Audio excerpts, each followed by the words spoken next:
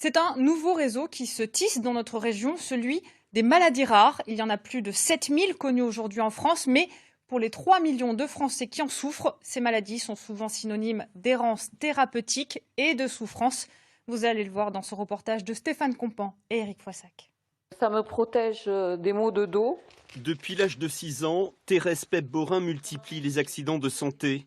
Maux de ventre, tension artérielle basse, fatigue inexpliquée, entorse, douleurs diffuses.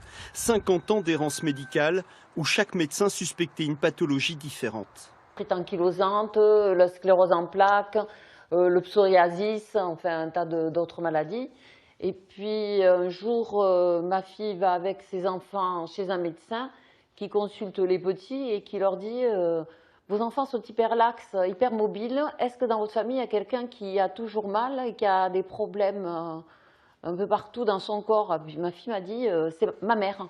Diagnostiquée enfin en 2015, Thérèse Pep-Borin souffre d'une maladie rare. Le syndrome Ehlers-Danlos, une maladie du tissu conjonctif héréditaire.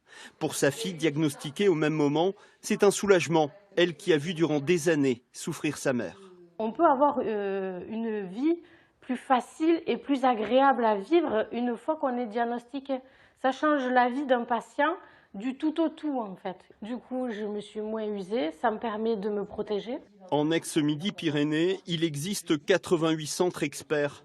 L'association Réseau Maladies Rares vient d'ouvrir une antenne à Toulouse. Sa mission, accompagner les patients, leurs familles, ainsi que des professionnels de santé. Il faut pouvoir identifier des professionnels qui connaissent ces pathologies et qui savent les prendre en charge.